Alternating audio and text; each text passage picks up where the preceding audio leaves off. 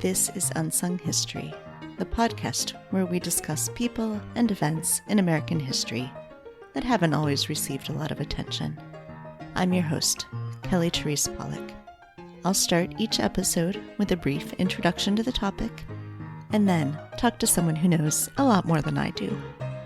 Be sure to subscribe to Unsung History on your favorite podcasting app so you never miss an episode. And please, tell your friends, family, neighbors, colleagues, maybe even strangers to listen to.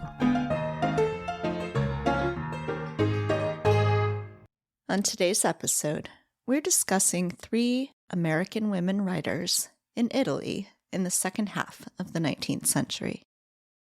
This was a momentous time in Italian history. The Italian peninsula had long been fragmented, a collection of separate states rather than a unified country. These independent states were weak and often changed hands in the political jockeying happening in Europe. Under Napoleon, the Italian peninsula was conquered by the French and divided in 3. Once Napoleon was defeated, the Italian states were again divided and redistributed. By this time, though, some people on the peninsula were beginning to secretly plot toward nationalism. The Young Italy group was founded in 1831 by Giuseppe Mazzini, a proponent of Italian unification. In 1848, there were a number of revolutions throughout Europe, including uprisings in several Italian cities that were ultimately unsuccessful. Even so, the idea of unification remained strong. In 1858, the wealthiest of the Italian states, the Kingdom of Piedmont-Sardinia, started what would become the final push for unification, coordinated by its prime minister, Count Camillo di Cavour, who secured an alliance with France. That alliance proved instrumental when France and Sardinian troops defeated an Austrian invasion in the Franco-Austrian War of 1859. As a result of the war, Austria ceded the region of Lombardy to France, who then gave the land to the Kingdom of Piedmont-Sardinia. Sardinia took advantage of Austrian weakness and annexed additional regions in the Italian peninsula. Several northern Italian states voted to join the kingdom in 1859 and 1860. As compensation to France for their help, Sardinia gave up Savoy and Nice to the French.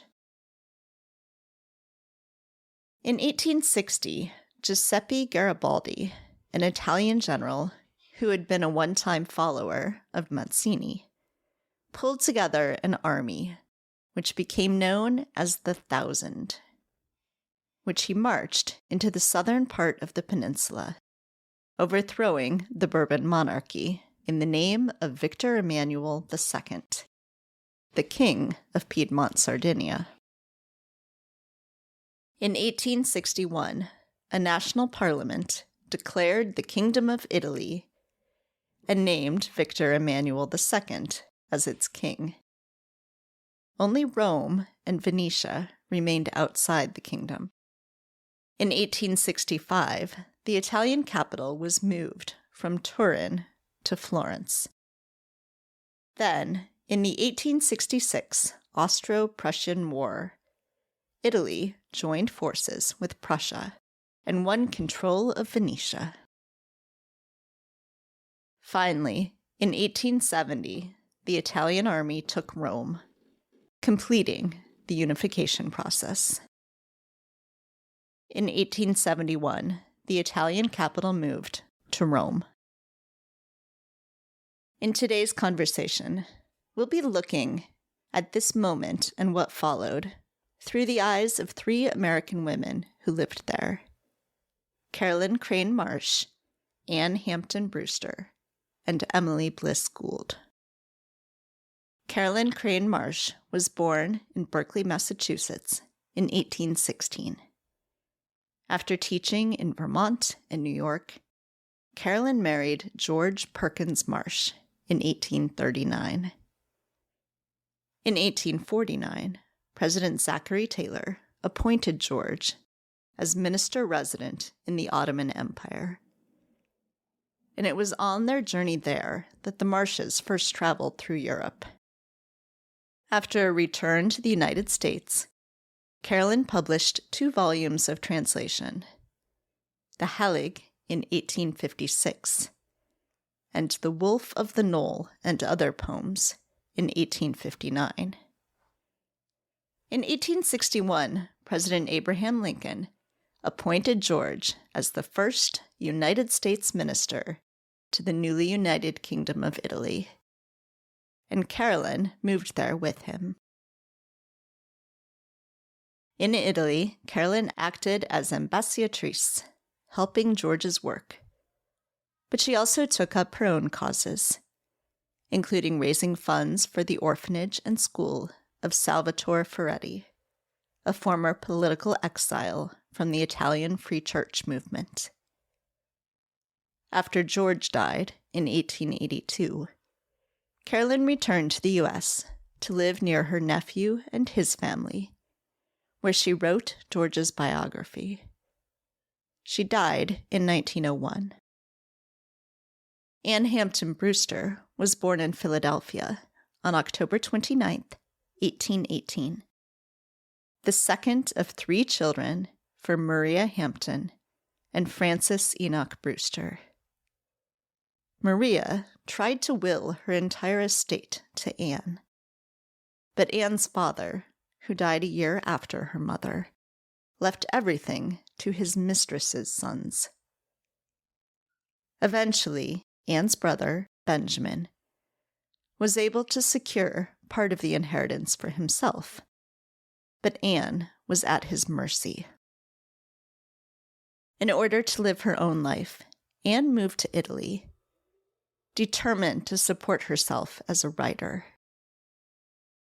She wrote articles for a number of American newspapers, including the Philadelphia Evening Bulletin and the Boston Daily Advertiser, helping to keep Americans informed about life in Italy. In addition to writing 750 or more articles, Brewster also wrote 3 novels, 52 short stories, numerous poems, and 7 pieces of nonfiction. Anne Hampton Brewster never married, and she died on April 1st, 1892. On her death, she left her papers and her extensive library to the Philadelphia Library Company. Emily Bliss Gould was born in New York on May 30th, 1822. She was a teacher as a young woman, and then married a physician for the U.S. Navy. In an attempt to improve Emily's poor health, the Goulds took a grand tour of Europe, arriving in Rome in February 1861. Like Brewster, Gould wrote for periodicals, contributing travel sketches to Scribner's Hours at Home and the Gossip Abroad column for Bret Harte's Overland Monthly. In 1870, Emily Bliss Gould founded a vocational school and orphanage for poor Italian children. The school started small, but Gould threw herself into raising funds for it.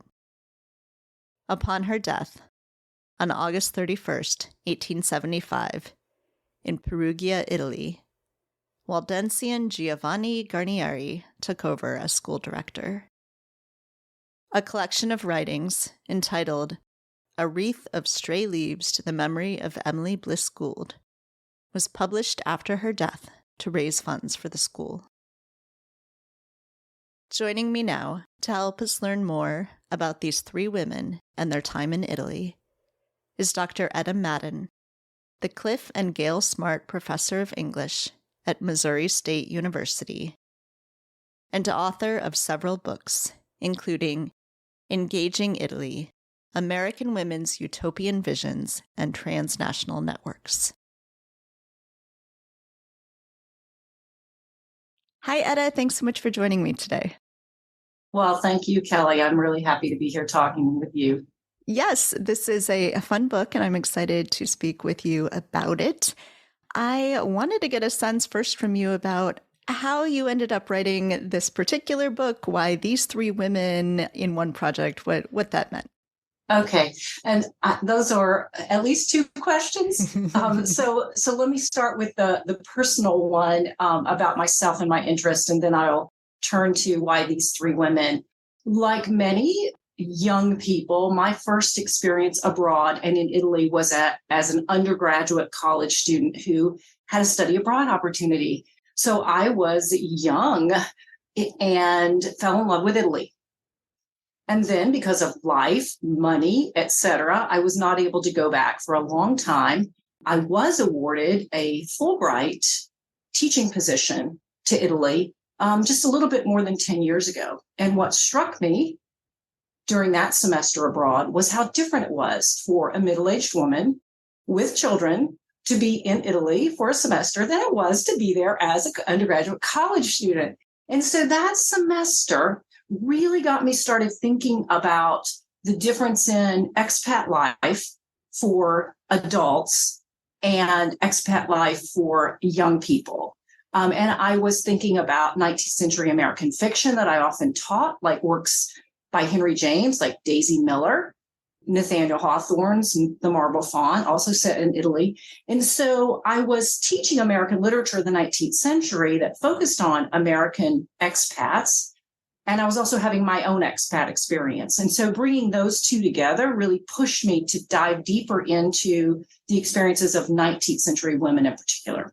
So that's kind of a short version of how I got started on the topic. I knew the usual suspects. Now, for someone in American history in general, or just history lovers, they probably are not as familiar with someone like Nathaniel Hawthorne and Henry James as I am. But for those who are in literature, there are usual suspects like James and Hawthorne. And among women from the 19th century, Margaret Fuller, who was the first international news correspondent, she's probably one of the biggest. And then some of the authors like Harriet Beecher Stowe, very famous, Franklin Tom's Cabin, went abroad on the typical grand tour that 19th century elite Americans took. And Harriet Beecher Stowe wrote about her time in Italy as well. And so I started looking at these usual suspects of Americans abroad. And in the process, I found out about a lot more women in particular that were under the radar, even of American literature scholars. And so in the process, I came across the three women in the book. And I'll just go ahead and say their names in the order that I came across them and say a little bit about each of them. Anne Hampton Brewster spent more than 20 years abroad as a newspaper journalist. I came across her name in a book by Helen Berolini called Their Other Side. And Berolini's book focuses on the impact of Italy on American women. She focuses on big names, Margaret Fuller, for example. But in Berolini's introduction, she names a lot of these women that were under the radar. And there's where I saw Brewster's name. And all Berolini says is journalist Anne Hampton Brewster. Because I study women who write and I knew Margaret Fuller as a journalist abroad, I started digging into Brewster's life and found out about her fascinating career. When I was doing research on Brewster at the Library Company of Philadelphia, I learned to take tips from the archivists there. Archivists, librarians are some of the best resources for scholars, often more helpful than some of the paper resources that we're looking at. And so Connie King, who was one of the head archivists at the time at the Library Company of Philadelphia, came across women's names and she'd send them to me. And one of the names she sent me was Emily Bliss Gould. And in her humble way, this archivist said, I suppose you already know about Emily Bliss Gould. Well, I read this email and I think, no, I have no idea who Emily Bliss Gould is. So again, I started digging and I found out that Gould lived in Italy for 15 years, founded an industrial school and orphanage, wrote fundraising reports, wrote for some newspapers that were being published in the States. I never heard of her, but the more I learned about her, the more fascinated I became by her social activism. And then the third woman, the wife of the U.S. ambassador to Italy, Crane Marsh, I actually learned about through a seminar at the American Academy in Rome in the summer of 2013. We were assigned pages and pages and pages of reading material before that seminar. And in all those pages and books that we were assigned, there was one very short article on Crane Marsh. And again, I became fascinated in this figure and her more than 20 years abroad in Italy, and started digging into the journals that she wrote, especially while she was in Turin, which was the first capital of Italy. And again, I became fascinated by what she was observing and witnessing in the shadow of her more famous husband. So that's sort of a long answer to your question about me and about how I selected those three women. Now, why those three women when there were other ones out there? They knew each other. And I also wanted to focus on the importance of networks and the way in which the people that we know, the people that we interact with, whether we consider them our best friends or not, they are important to our livelihood, both emotionally and financially. And so one of the points that I make in the book about these three women is that their relationships in the networks of Americans and Brits abroad was extremely important, even though they didn't consider all three great friends. And so I consider it a group biography, looking at the way their lives intertwine.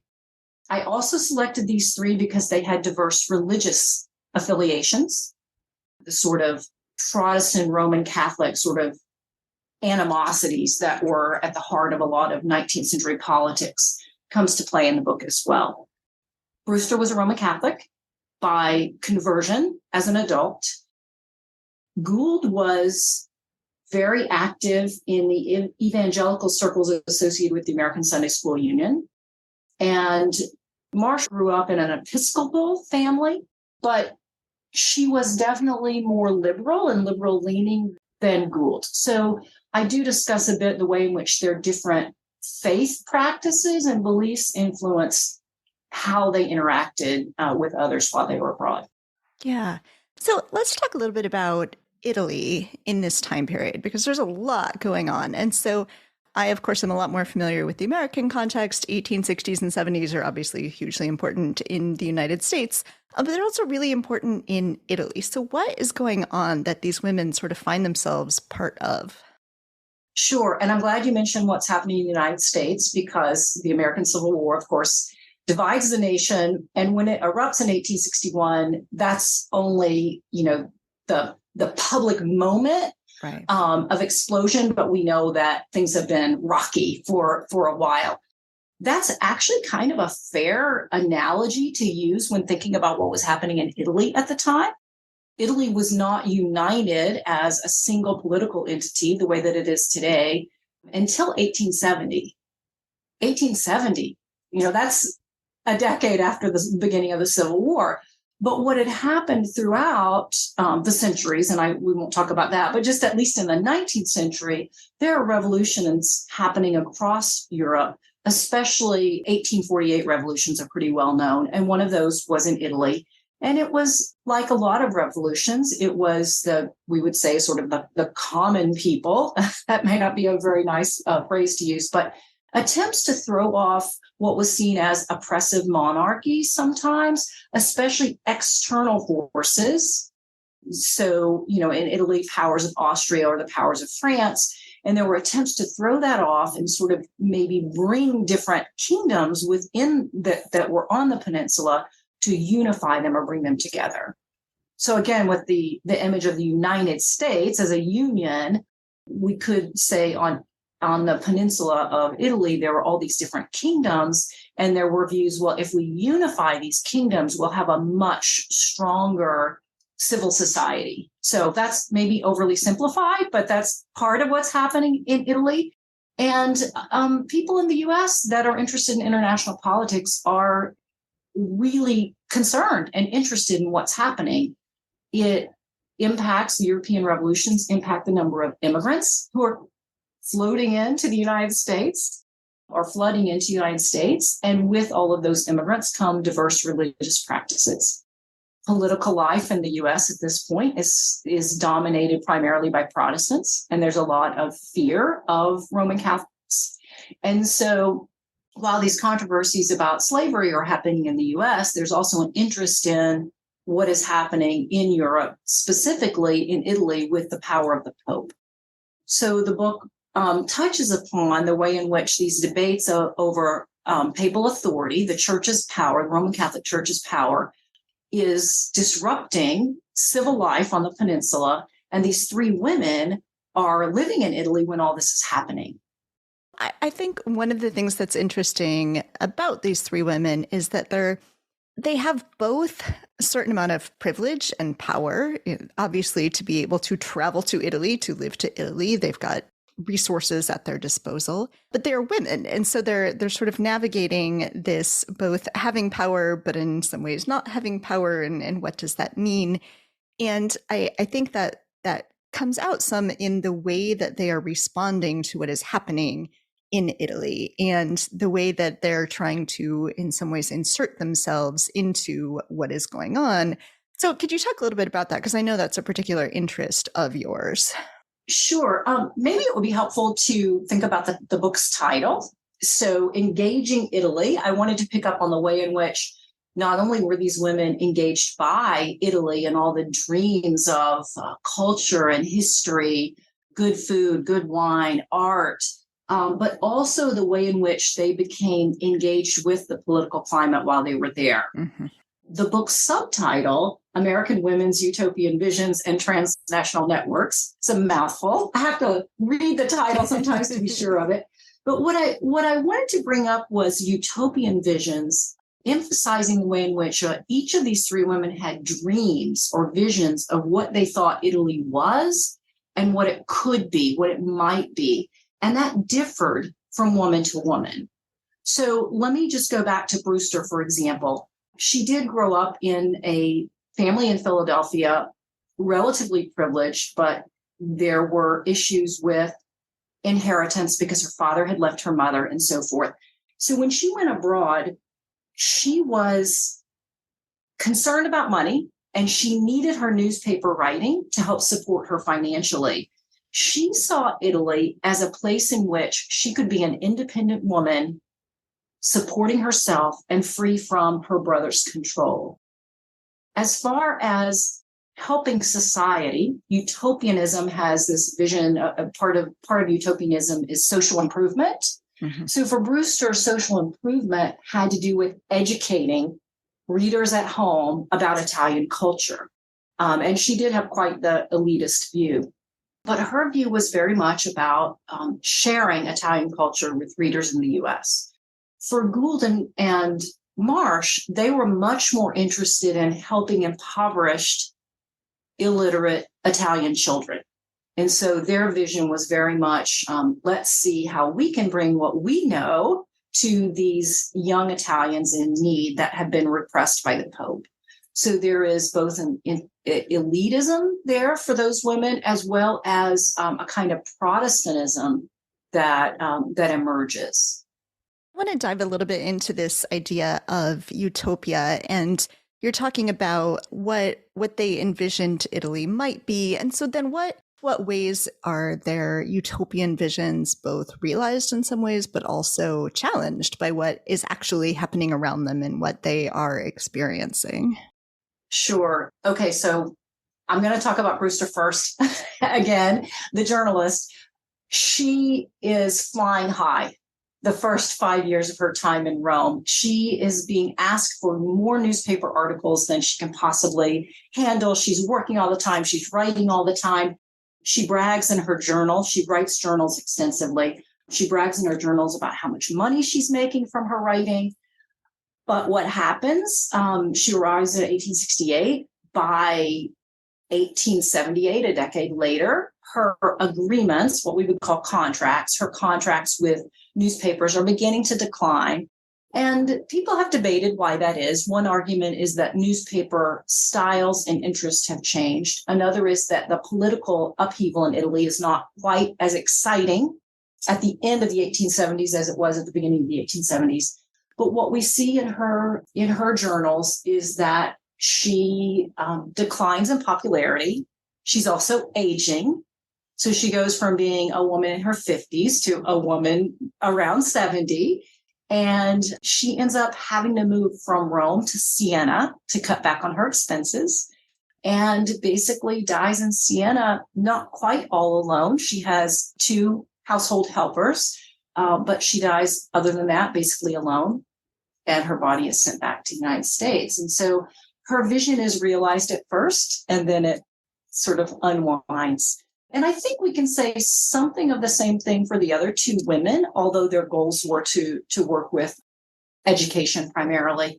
Gould suffers with ill health, works very hard with this school and orphanage, and we could say she dies at the height of her work in 1875 from her ill health. A book that she had planned as a fundraising volume is published right after her death. So she doesn't see it to fruition, but it is published. And then after that, a biography is written about her. And so on the one hand, you can say her vision of helping these young people was fulfilled. But then her husband, who outlives her, and he was not involved with the schools, he ends up handing her project over fully to the Waldensian church, Waldensian denomination. Now, the Waldensians had been really important to her work from the very beginning. So it was kind of a natural transition to them. But it's kind of a sad way for her story to end. I think Caroline Crane Marsh's is a little bit different. The way that I see Caroline's vision change is while she's very hopeful and optimistic about how the Italian young people can be taught, by the mid-70s, just before Gould dies, Caroline Crane Marsh begins to sense that Americans abroad and Brits abroad who think they can help all of these impoverished children are so out of touch with the reality of poverty. She gives one example in her diary of a fundraising committee planning a theatrical for Florence. And they're going to have this great, fundraising theatrical show, but the bank books for the school and orphanage in Florence are just out of whack. The expenses are outweighing the income. And the women who are planning this theatrical are looking at these really, really, really expensive costumes for the theatrical production. And Caroline Crane Marsh is writing in her journal about, these women just don't get it. We're never going to make any money if all the money's going into costumes. So that's just one example of the kind of despair that she begins to feel. And the way that I see her life change is beginning in the mid-70s. She tends to turn her attention more to her household. She has no biological children, but she and her husband, George, often have nieces live with them to help educate the nieces and also to give Caroline a hand because she too is an invalid.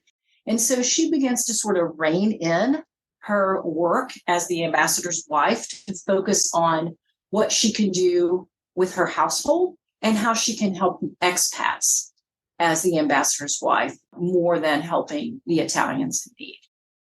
A short way of summing it up is that all 3 women begin to see the limitations if they go abroad with these high hopes and beliefs about what they can do, or what we might call American exceptionalism. Here am I, the great American. I know the best way to live. They definitely are humbled during their time abroad to realize I'm living in another culture. This is a culture that is not my own, and they scale back their views of what they're able to accomplish. Yeah. So we've been talking some about the sources that you used, but I wanted to dive into that a little bit more because you have no shortage of sources here to work with. And as you've alluded to, you have both journals, their own personal writings, sometimes they're letters, but also their public writings, especially Brewster has a lot of public writings, but all 3 of them have some.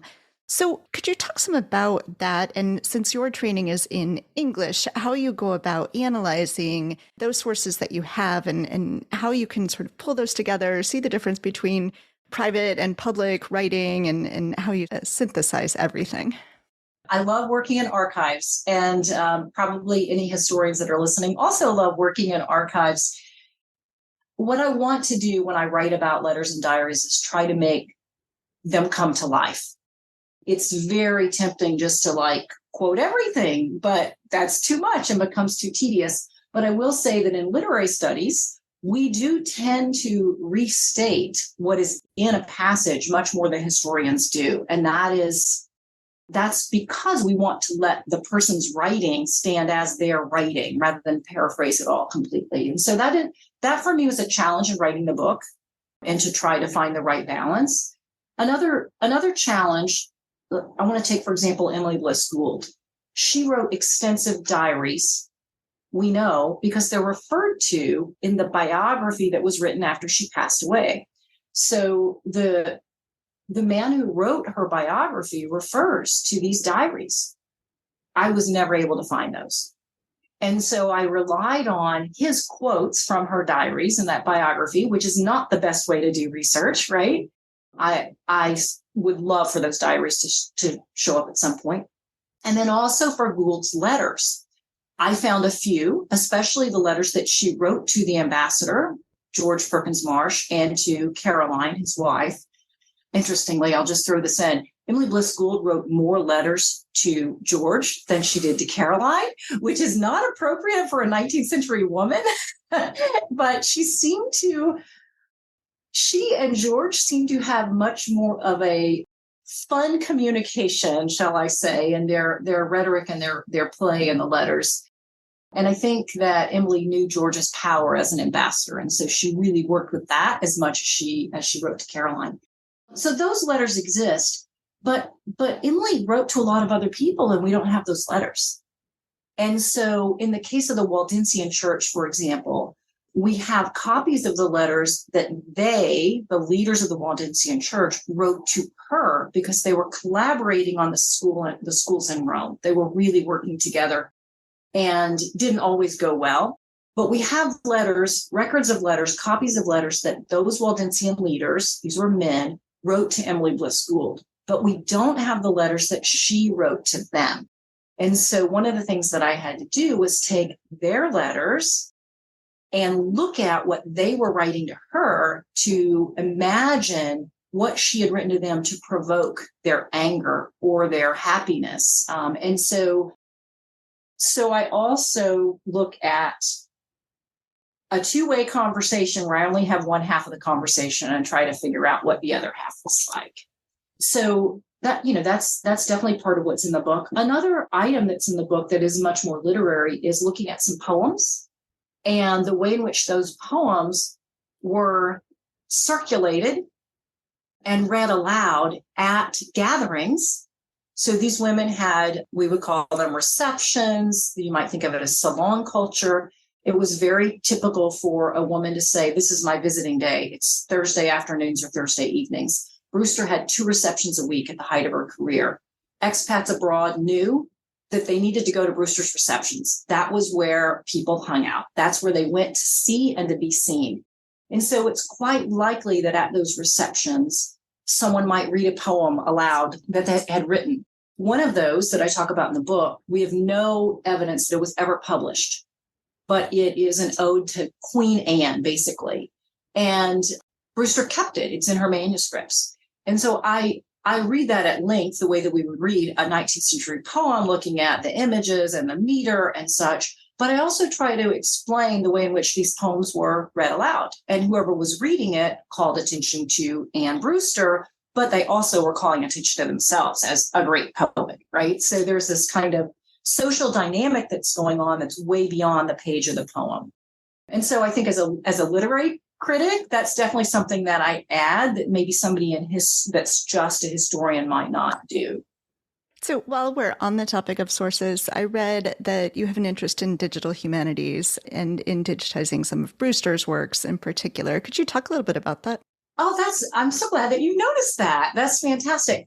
So one of the things that I've been doing for the last year and a half with help from students at Missouri State and former students at Missouri State is preparing for a website the 1869 and 1870 newspaper articles published in the Philadelphia Evening Bulletin that Brewster wrote from Rome.